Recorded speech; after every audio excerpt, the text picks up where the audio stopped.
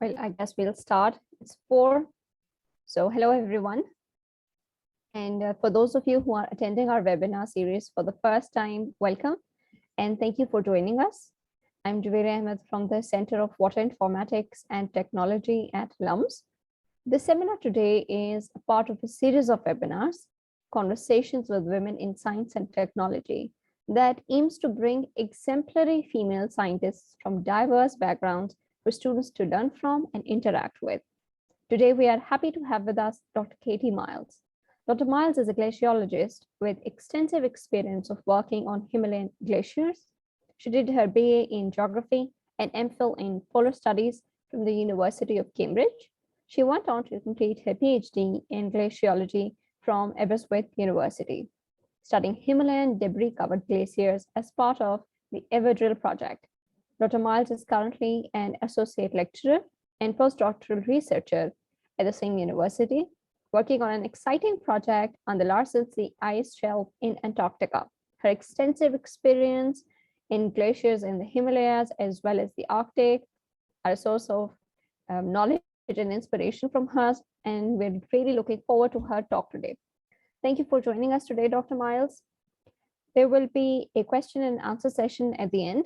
If the audience members have any questions, please feel free to write them in the chat box or send them to me. With that, I won't delay any longer, and Dr. Miles, the floor is yours. Thank you very much, and thank you so much for inviting me. It's such a pleasure to be here. So I'm going to be talking today about Himalayan debris-covered glaciers, in particular, why they're special, why they're different from perhaps normal glaciers, and what we can learn from the inside of the glaciers. And I'd first just like to skip slide. Just like to say that this was part of a big group project that I worked on for my PhD called the Everdrill project. And I'd like to just acknowledge the other team members, team leaders from the Everdrill project, Bryn, Evan, Duncan and Anne, and all the people, organisations and funders that made this work possible. So this is a structure of what I'd like to cover in the next half an hour or so. I'm going to, as an introduction, talk a little bit about glaciers and climate change, and then specifically debris-covered glaciers. Then for methods, I'll talk a bit about our borehole drilling on Khumbu Glacier, and the image on the right is a picture of us drilling at one of our sites on the glacier. I'll then talk about some results, so ice temperature from the boreholes, and also a side project that we did on the hydrology of the glacier, so working out where meltwater is flowing and how it comes out of the glacier.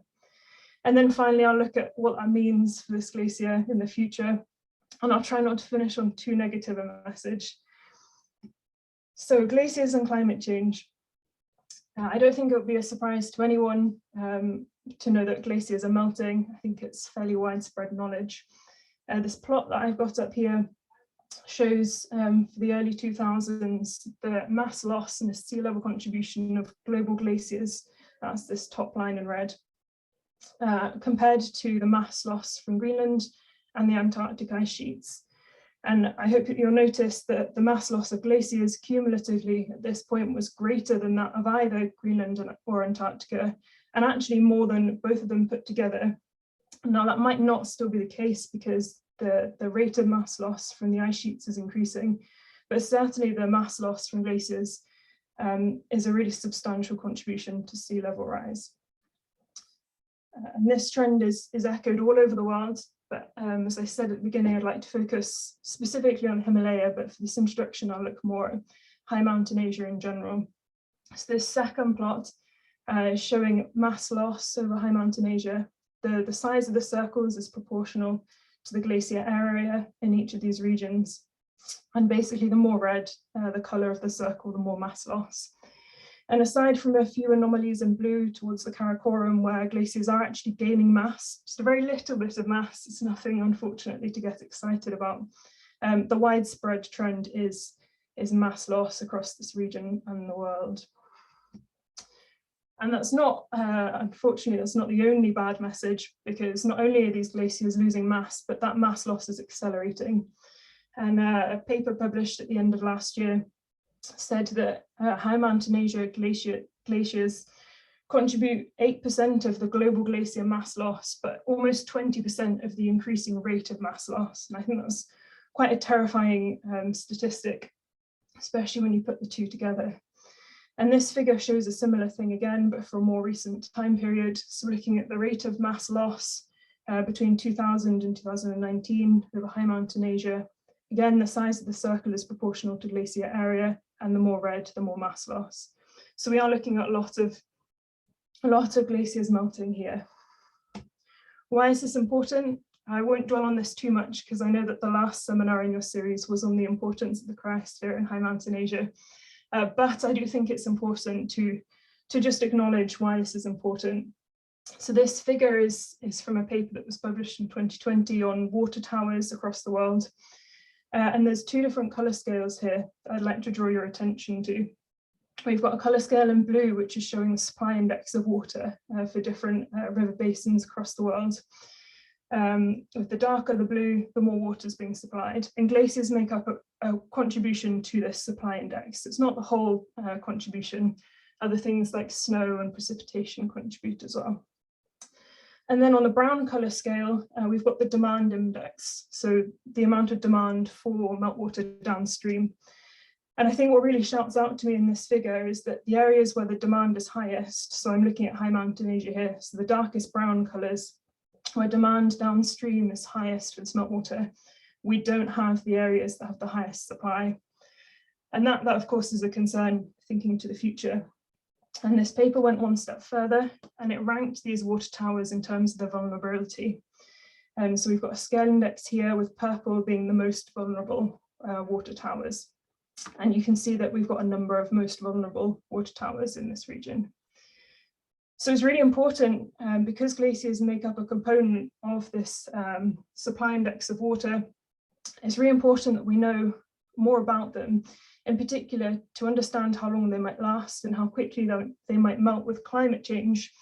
We need to know lots about their insides. But what's quite terrifying is that we really don't know much about a lot of glaciers, particularly in high mountain Asia, because these glaciers are so hard to get to. And one particular type of glaciers that we don't know that much about at all are debris-covered glaciers. And that's what I'd like to talk about today. So this is a map of the distribution of debris-covered glaciers across high mountain Asia.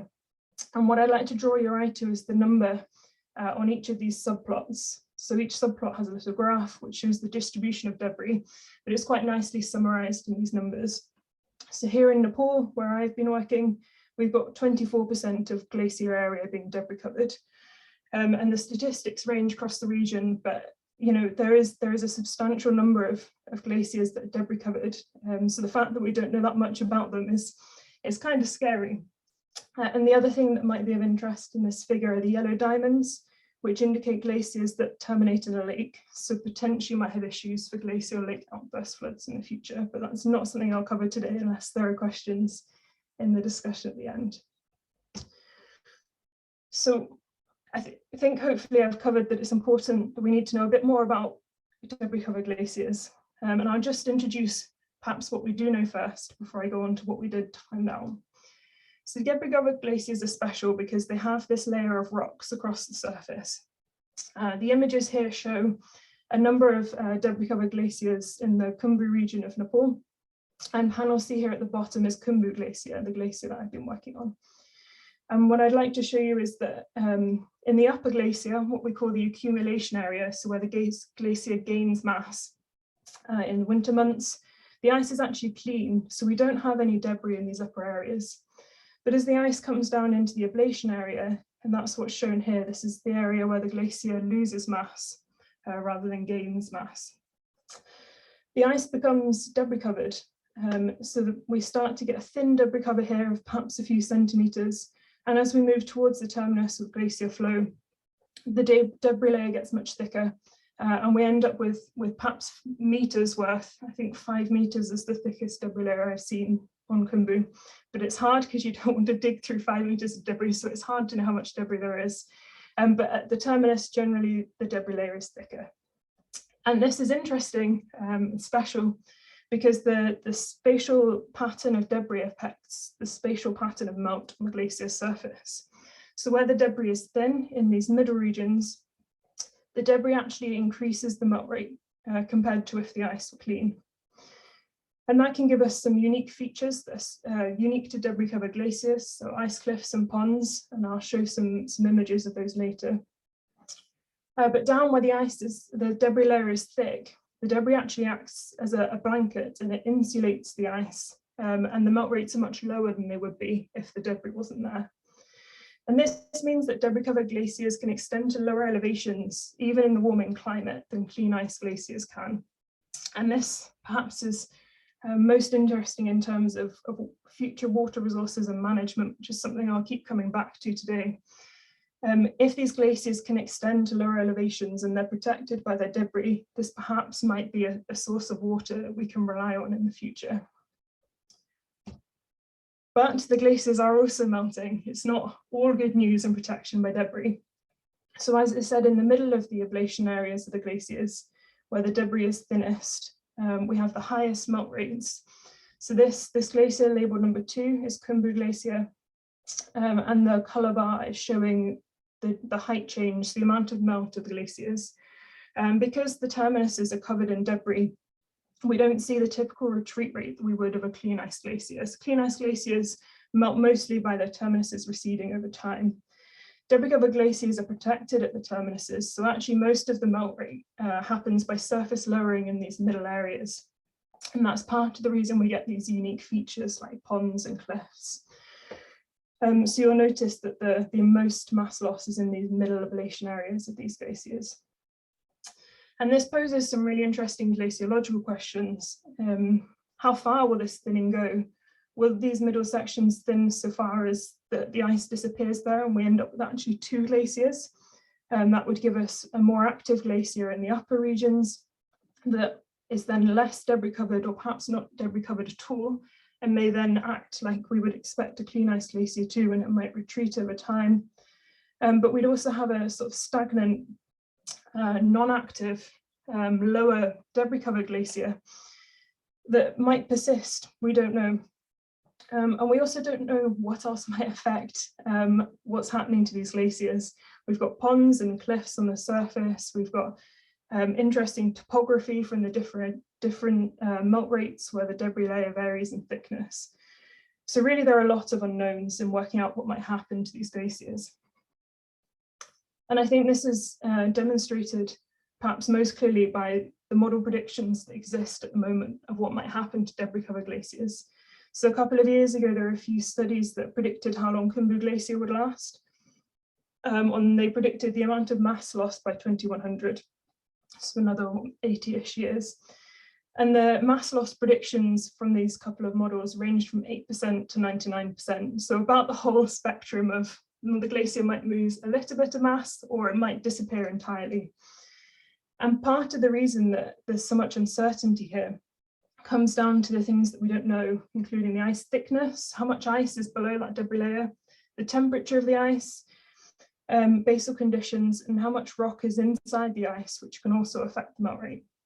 And on top of all of that, we've got really rapid, on glacial terms, rapid surface changes as well. So this is an image of a pond cliff system on the glacier in May 2017 and May 2019. And you'll notice that this ice cliff system is almost entirely collapsed and made a cave. And we've also got massive fractures here on the surface that indicate there might be more mass loss here.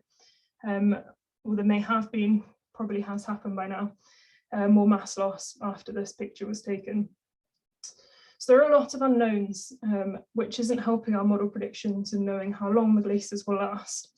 So our Babar project hoped to answer some of these questions.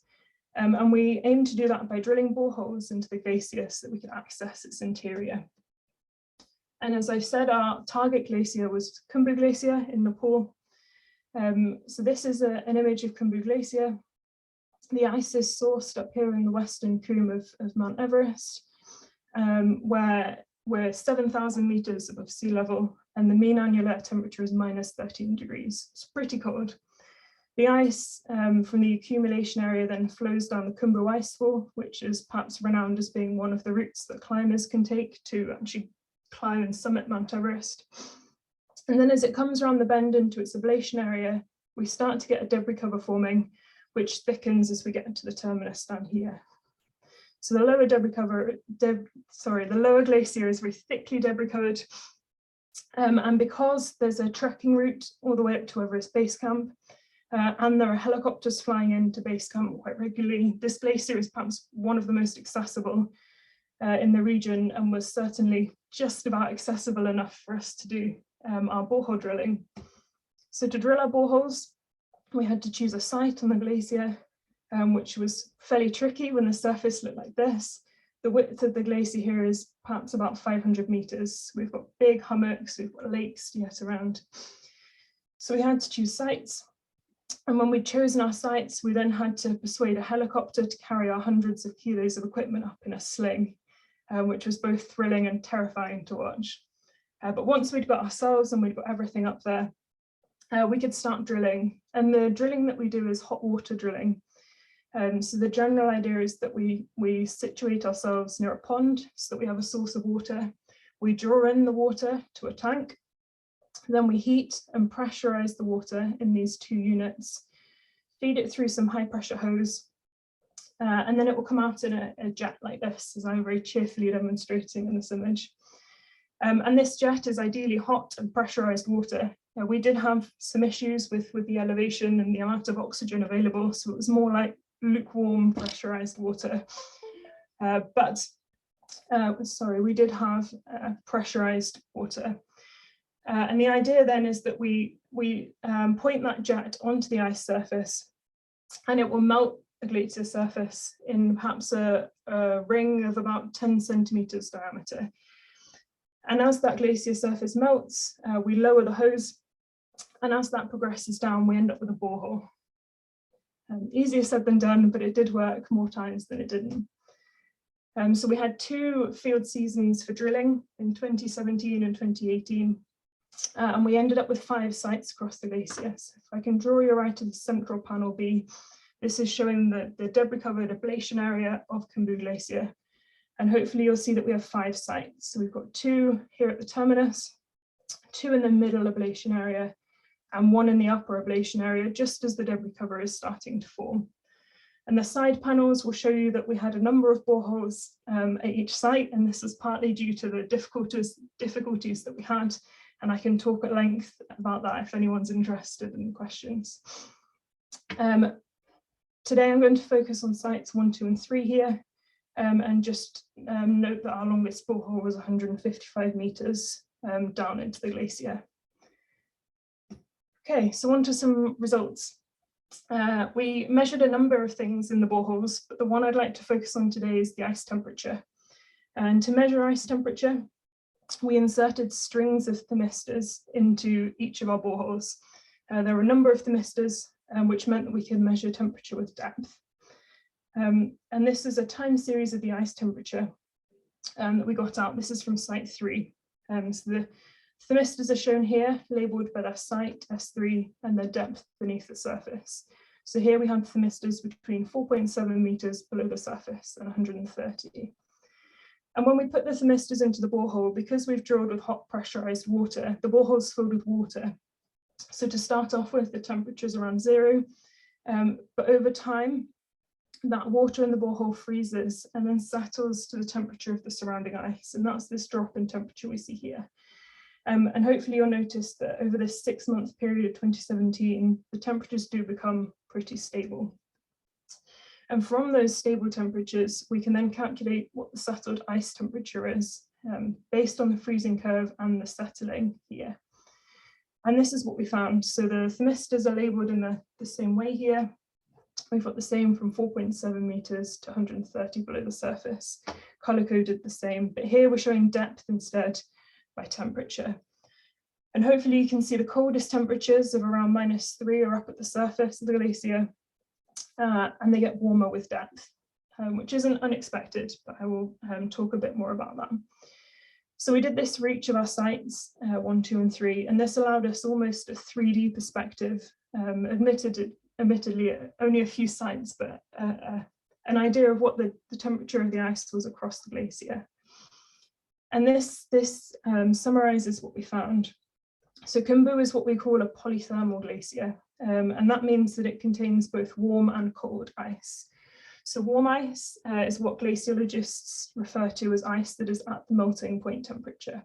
So if we add any more heat to warm ice, then we end up with water. Any more heat will melt it past the melting point temperature. By contrast, we have cold ice, which is anything colder than that melting point temperature. So if you add any more heat to cold ice, it simply gets a bit less cold. So in terms of thinking about climate change and air temperature, warm ice is definitely the one to be concerned about. So we found that there was warm ice at depth, and also warm ice towards the glacier surface. So anything below this red dotted line is what we've calculated to be warm ice. So add any more heat to this, and we're at risk of losing the glacier. Now, I would just like to highlight, before it sounds like the glacier will disappear imminently, this is also the region that is very heavily protected by that debris cover, that insulating effect that I mentioned earlier. So that doesn't mean that an increase in air temperature will just cause the glacier to disappear, but it is of concern. Another thing of concern was that we found that our coldest ice, which was up at the surface of our Site 3 borehole here in the upper ablation area, was only minus 3.3 degrees. And this was a bit of a shock because, as I mentioned earlier, the ice forms with a mean annual air temperature is minus 13. So something's warming the glacier over those couple of kilometers from minus 13 to minus 3. So that is a concern. Unfortunately, it doesn't stop there. We also found that the ice is warmer than the air temperature by up to 2 degrees. So these dashed lines here near each of the boreholes are the mean annual air temperature. So it's -4 up near Site 3 and -2 near Site 1. And considering we think the Site 1 borehole is at or very near to the melting point temperature, that is quite a bit warmer than that mean annual air temperature. And that's quite a surprise because glaciers tend to take a long time to respond to climate change, which means that perhaps Khumbu hasn't yet responded to the last couple of decades of warming. And so this warming has come from somewhere else. And that agrees with something else that we found as well. There was one previous ice temperature measurement made in Khumbu. A group of Japanese researchers drilled a borehole just above where our Site 3 was in 1974. And there are some caveats and uncertainties in comparing our temperatures, not least the distance, but to just compare perhaps at face value, they measured a temperature of -5.3 degrees in 1974. And in our equivalent thermistor in the Site 3 borehole, we measured -2.3 degrees, which could show that the ice is warmed by up to 3 degrees in 43 years, which is quite a lot, especially for a glacier that responds quite slowly to climate. So it's not looking great. But again, I'd just like to highlight that debris protection and the insulation effect of the glacier from warming air temperatures. And I'll come back to that, but just highlight that it's not all bad news. So I'd like to look at a second type of results now. And this is a side study that we did as part of the Everdrill project, looking at the hydrology of the glacier.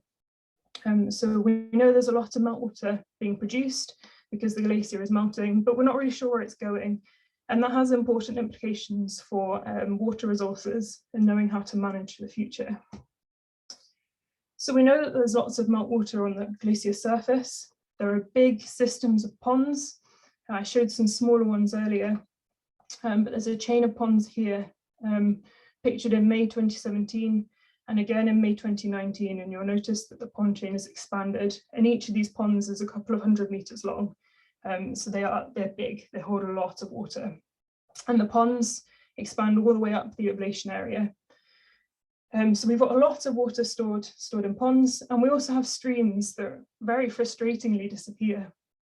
There's a stream in the upper ablation area near Everest Base Camp, and I'll show a map of that in a second, that we were sent off on a wild goose chase to follow on one of our field trips. We got halfway down the glacier after a day of scrambling over boulders to discover that it just disappeared into the glacier surface. And also, because we know now that there's warm ice at the glacier bed, that means that there could well be water at the glacier bed, which has implications for ice motion, perhaps being faster because of a lubricating effect of meltwater at the bed. So we were really curious to know where this water was going. And we tried to find out using a technique called dye tracing. Dye tracing involves making streams a really horrific color of bright green, as you can see in these images down here. It does very quickly mix in with the water and cease to be visible to the human eye, and it is eco-friendly, so it doesn't do any damage to anyone or anything, but it is quite scary to suddenly see a stream turning bright green. And the idea of dye tracing is that you insert the dye into a stream up glacier. So here, this is that stream that I mentioned just now, from base camp being just up here, that flows all the way around down the debris cover and disappears just here about halfway down the ablation area. So we injected dye into a couple of these streams and also closer to the terminus, and we detected it with fluorometers further down the glacier. Fluorometers measure the fluorescence of the dye, so they can detect at very small concentrations how much dye is passing over time.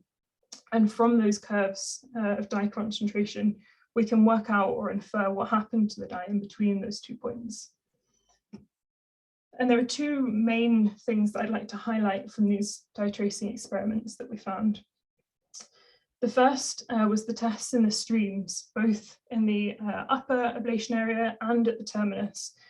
So I perhaps should have mentioned, and I'll just go back a slide, that there's just one stream that leaves the surface of Khumbu. All these ponds feed into this one stream outlet, which is quite important in a second. So in that stream and in the stream in the upper glacier, we found really efficient meltwater transport. So hopefully you can see from this curve here, this is showing dye concentration over time, that the dye went past the fluorometer in a peak between about 10 and 20 minutes after the dye was injected. So we got very efficient meltwater transport on the glacier surface and also very efficient transport off the glacier, which is good to know, I think, that in some senses the water isn't being stored. However, the tests in the pond system showed that there is a considerable amount of storage in ponds. So this dye return is showing one of those dye tests that we did in the surface pond, one of those really big ones that I showed an image of. And you'll see here that there are some questionable peaks. It's nowhere near as clear as this lovely textbook style case that we had in the stream, but we could perhaps say that the dye came through around here between 40 and perhaps 90 hours after the dye was injected. And you can see there's some uncertainty here, but certainly I think the one thing we can take from this uncertain dye trace is that there's a lot of storage, temporary storage in surface ponds. The water isn't being held there infinitely, but it's not being chuted straight through. It is being held. And there were some other interesting things that we found from these dye traces as well. I said that because there's warm ice at the bed, we expected to find some water at the bed. We know there is from some observations of some mad other scientists who decided to climb down a waterfall on Khumbu, near where I said that stream disappeared. They noted water at the bed, and so we know that it does get to the bed at some point. But because I said there was one stream that leaves the glacier at the terminus, we know that water is routed back to the surface. So if there is water at the bed, it doesn't stay for long, which means that it's probably not enhancing ice motion very much, which is why actually we don't see much motion at all in that lower debris covered glacier.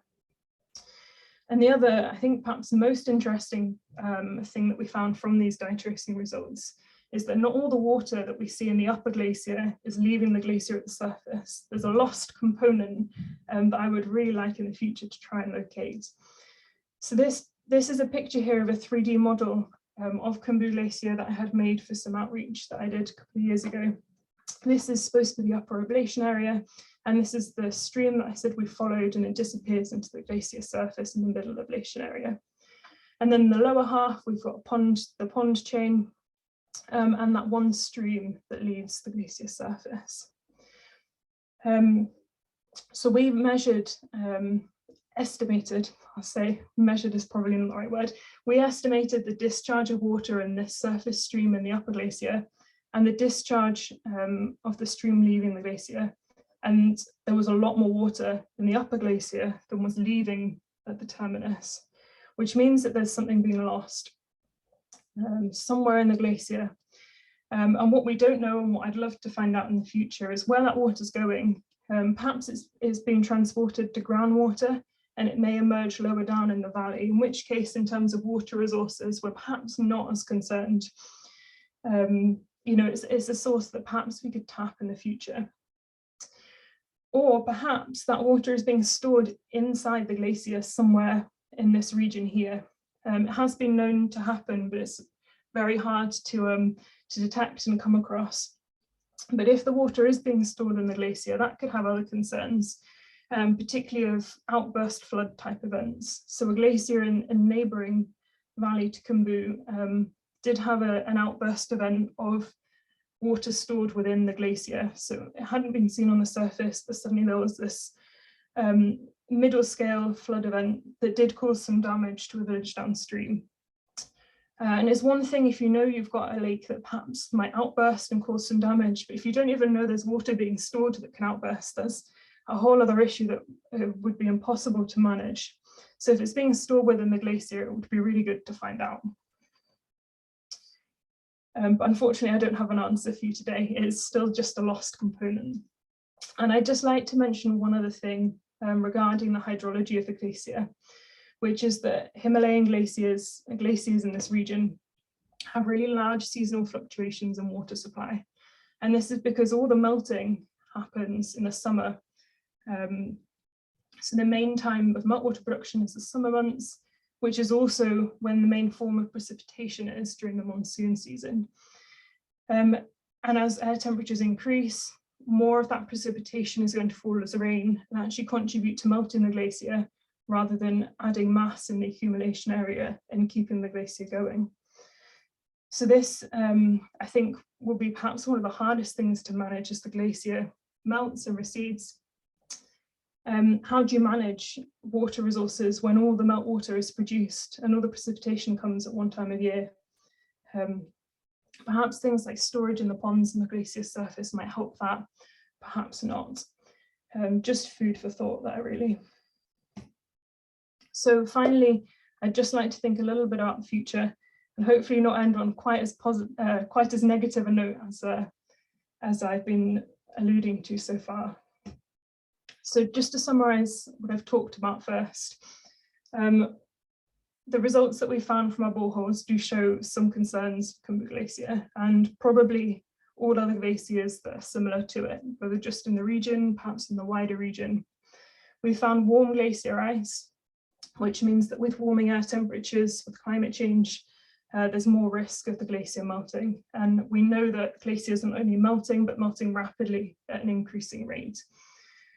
We also have concerns of the passing of peak water. And peak water is something we refer to in terms of the meltwater coming out of the glacier. And as glaciers have been increasingly melting, that meltwater discharge into the streams down valley has been increasing. But when there's a critical mass of glacier left, actually that amount of meltwater will decrease. And that peak point, the critical mass, is what we call peak water. And if that's passed, that will also have concerns for future meltwater supply, particularly in these downstream valleys. You know, these glaciers don't just provide meltwater to the huge populations downstream, but also the mountain communities that rely on the meltwater that come from them. We also have that lost meltwater component. Perhaps that will be a good thing, perhaps it will be a bad thing. We really don't know. But all of this boils down to how long are the glaciers going to last, and what will that mean for meltwater supply. So just to finish up then, I'd like to think about the potential lifespan of Khumbu Glacier based on the results that we found. So our research team has a model of Khumbu. Anne Rowan does some modelling of the glacier. And now that we've collected this field data, she's able to start using it in the model to hopefully get some more accurate predictions. And she has done some modelling. This is a paper that she published last year. So these top two panels are showing the ice thickness of Khumbu Glacier in 2100 and 2200 under a moderate warming scenario, so 4.5 degrees of warming. Sounds terrifying. And in 2100, you'll notice that there's still quite a lot of ice left, but there's a little break here. And if you remember at the beginning, I said that those higher melt rates in the middle of the glacier might cause the glacier to detach. That is what Anne sees in her modelling. But instead of being in this area of highest melt rates presently, it's actually shifted up here, and the glacier is predicted to detach at the base of the icefall. And at that point then, as the years go on through the model predictions, we end up with almost two glaciers. We have the active glacier up in the western Khumbu, that behaves more like a clean ice glacier. It retreats up the icefall and unfortunately under the extreme warming scenario could disappear entirely. But, and hopefully this is finishing on a more positive note, even under the extreme warming scenario, this stagnant debris covered tongue persists. It does melt a little bit, it does retreat over time, but it hangs on an awful lot longer than that upper glacier. And I think that's hopefully a much more positive note to finish on, that particularly when we're thinking about water supplies for the future, you know, the glacier will in some form hang on, even if this is just a block of ice that's sitting there covered by debris, it's still holding that water for a little bit longer, and hopefully will hang on as long as it can. So I think that's all from me. Thank you very much for listening, and I'd love to take any questions. Thank you. Thank you very much, Dr. Miles, for a very interesting talk. If the audience members have any questions, please feel free to type it, and our presenter will answer them. So I'll start. And I had one question. When you were showing in the beginning, you had an image from 2017 and then 2019, in which we could see how it had changed, and we could see a lot of meltwater.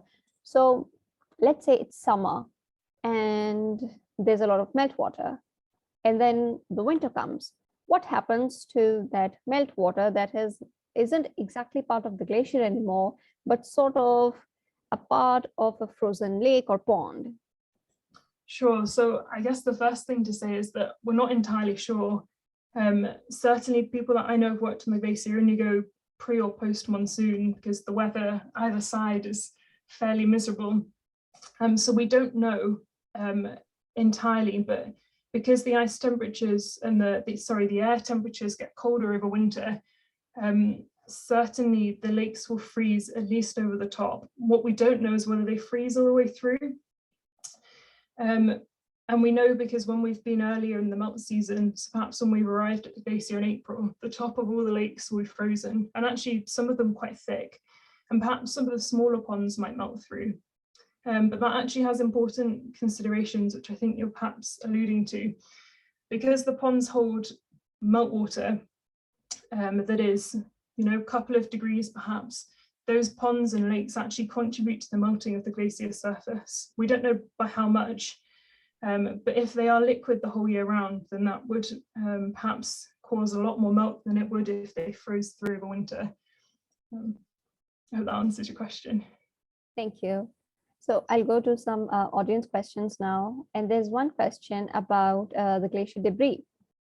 So we know that if it's thin debris, it's going to exacerbate melting. And if it's thin, then it can lead to isolating. Now, the question is, A, where is that tipping point? Where is the limit?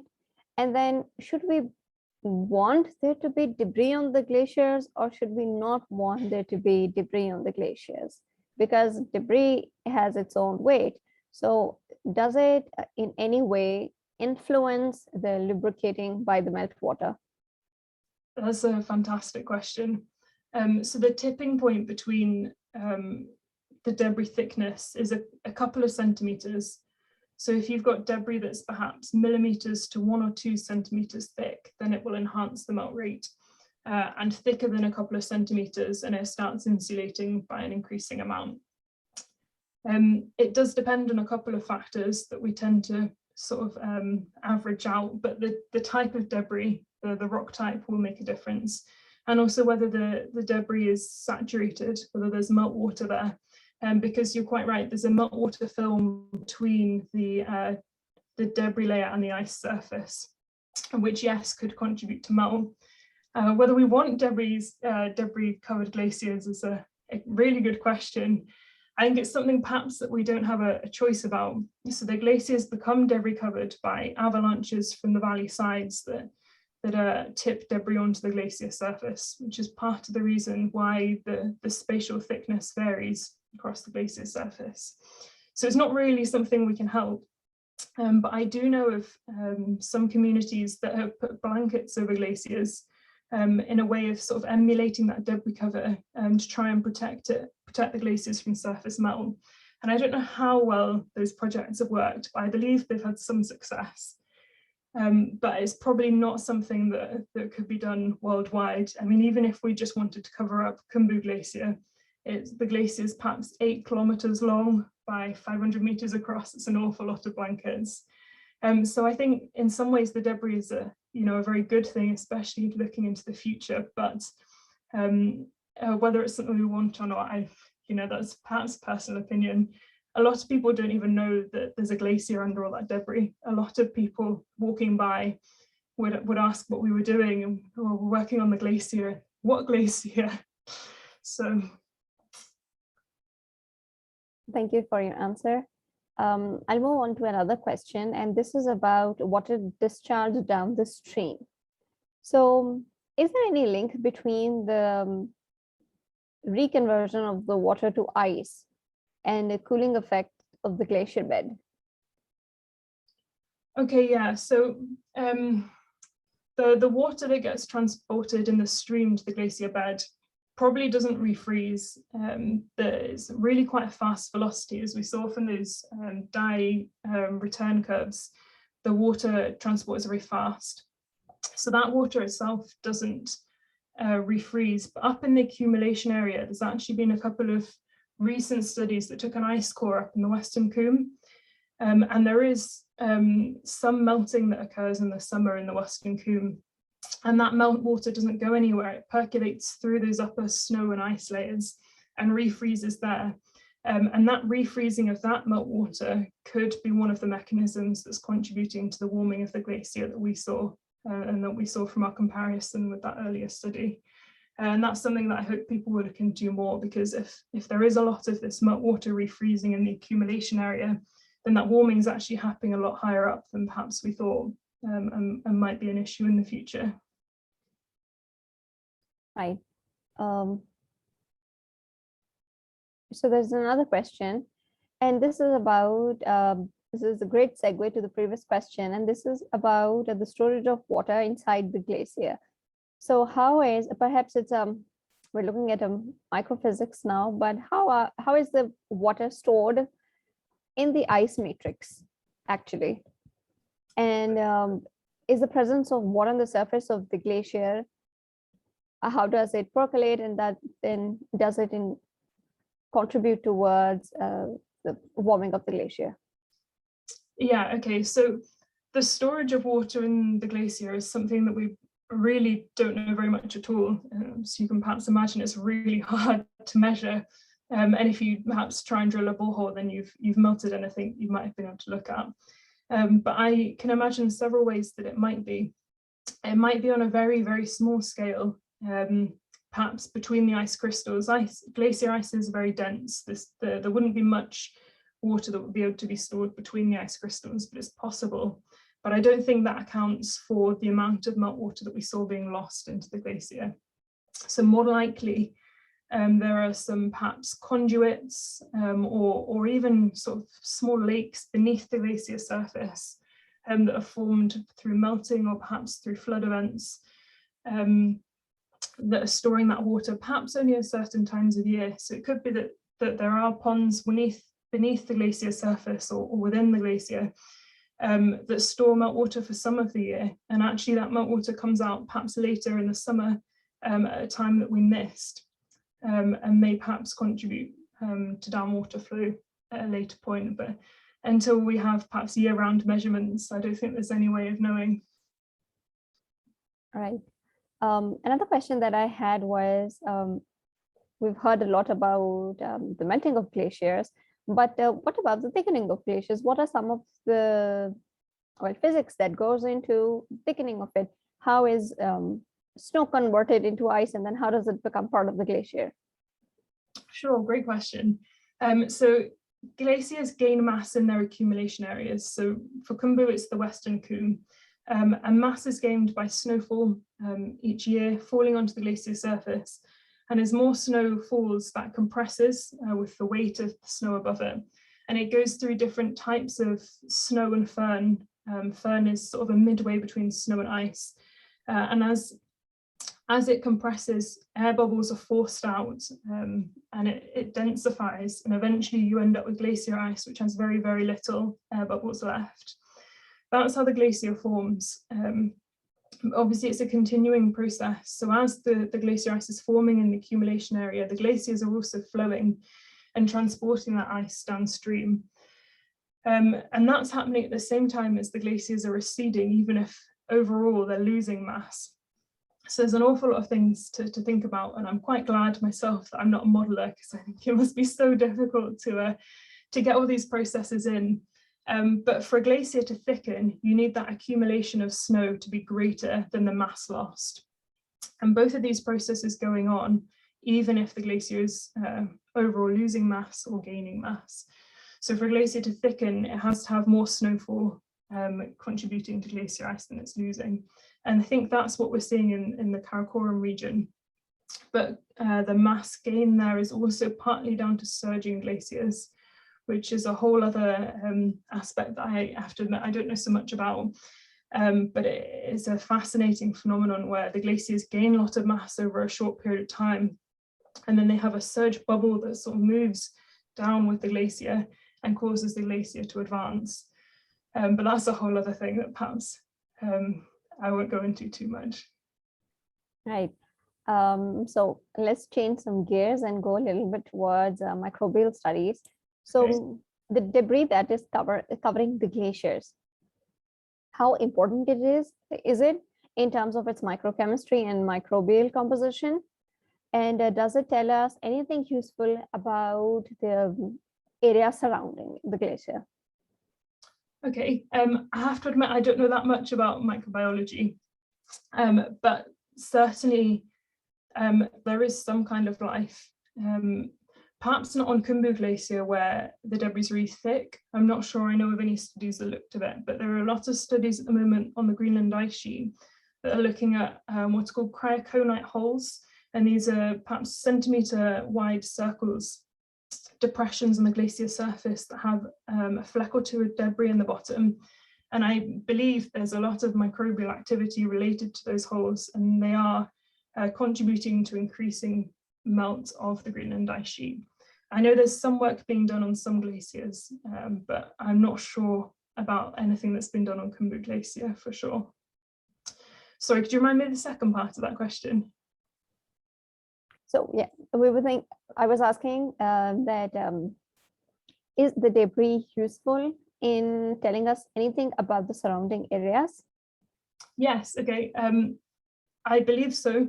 I'm also not a geologist, but because the rock that's on the glacier surface has come from the surrounding mountainsides, there are perhaps people that would date some of those rocks to find out when that erosion happened, perhaps how often there are avalanches from the glacier sides, which also would be quite useful to know in terms of protecting people, particularly Aberystwyth Base Camp, which has had to move location because of avalanches from the glacier side.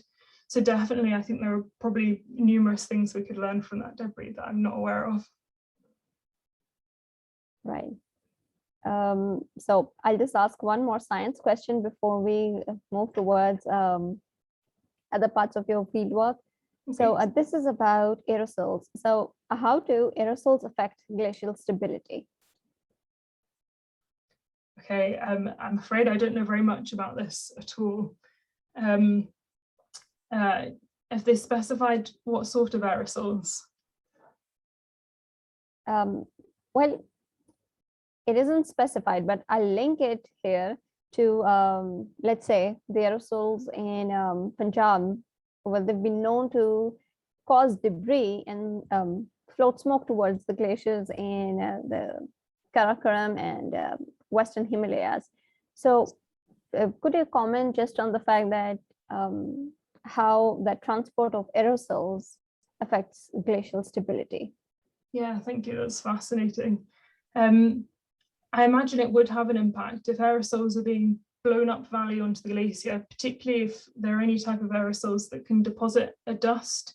I don't know if this is directly related, but black carbon is something that's being considered, perhaps from wildfires, charcoal type dust that's being deposited. If that's deposited on the glacier surface, particularly on a clean ice area, that could act in the same way that a thin layer of debris does and increase the glacier melt. So definitely that would be a concern, I would think. Right. Thank you very much. So let's move to a little bit about your field experiences. Could you talk about your field experience in Nepal, some funny aspects or some challenges, and what your suggestions would be to aspiring cryospheric scientists? Okay, brilliant, fantastic. Well, I love fieldwork. It's my favorite part of the job, and I was very lucky through my PhD to have 5 trips to Nepal, to Khumbu Glacier. I'm not sure I can think of any funny stories on the top. I will say that the fieldwork is as challenging as it is fun, and particularly in the Khumbu region where we're so high above sea level, we had to take a long time to adapt to the lack of oxygen. So it took us, I think, perhaps almost 2 weeks to get from Kathmandu up to our field site on the glacier. We did have a lot of challenges, but when we finally drilled one of those boreholes, it was just the most rewarding thing to know that we were going to get some data out of the glacier surface. And I think probably one advice that I'd give to aspiring glaciologists is that if you want to do field work and you have the opportunity, just go for it. I almost fell into glaciology. It was never something that I knew I wanted to do, but during my undergraduate degree, I got a chance to go on a field trip to France and to study a glacier there. And that was it for me. One field season and I was in love. This is what I want to do. It really changed my perception on a lot of things. Fieldwork is fantastic, but also there are an awful lot of glaciologists who don't do any fieldwork at all. So if you've seen the pictures and thought, oh no, that's not for me at all, don't worry. I know people who do one field trip and think, actually, this isn't for me. There's modeling, there's remote sensing where people look at a glacier change from satellite images. And there are so many aspects of glaciology, which I think is one of the really fascinating things. There's so many different avenues we can explore to try and find out more about these glaciers.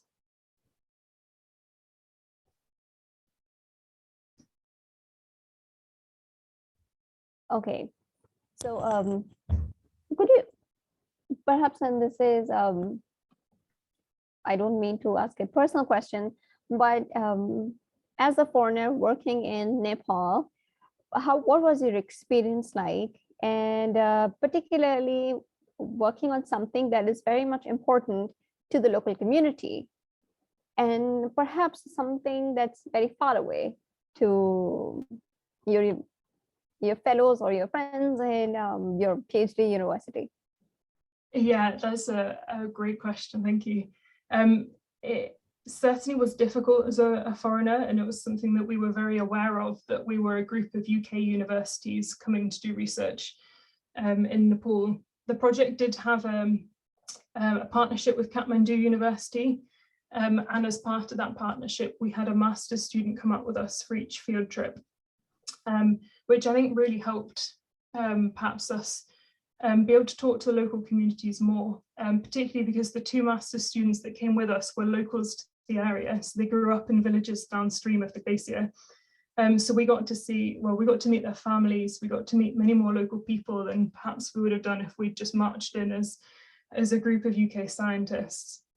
We heard about different perspectives of the glaciers and local people, which was so fascinating. But it also meant that we were able to give a little bit more back than I think we would have been able to otherwise. So at the end of the project, we did an outreach project, perhaps, where we went into local villages and explained what we'd done and explained what we found, because at that point we'd started to be recognised by a lot of people in the villages as we walked up to the glacier and back. And one of the things I think was really striking to me was that for one event we took out some virtual reality headsets and loaded on Google Maps, Google Street View, and we let the people stand virtually on Khumbu, on the glacier, and up at base camp and up in the Western Coombe. And I suppose it's perhaps not that surprising, but so many of them had never been up to the glacier. They knew that their water source, the river, came from the glacier, but they'd never been, they had no idea what it looked like. And that was just so fascinating. And of course, they were concerned about some of the things we found, but I think it's led to some good things, at least I hope. They were starting to talk about some hydropower schemes and perhaps putting in dams to moderate now, perhaps, and start storing some water for the future when the glacier might not last so much longer.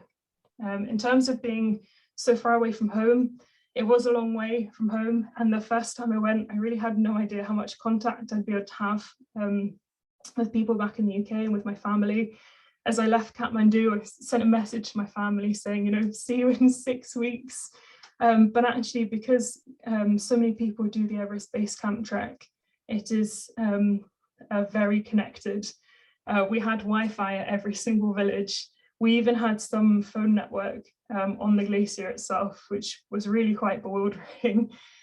So it is a long way from home for us. And it was difficult at times, but everyone was so welcoming that I almost didn't notice. So it was great. Thank you so much for sharing your experience and your knowledge. I would like to thank you again on behalf of the series and myself and Dr. Amna for taking out your time to chat with us and to answer all our questions and the audience's question. We're very happy to have you here. If anybody has any further questions, please send us an email and we'll forward them to Dr. Miles. At this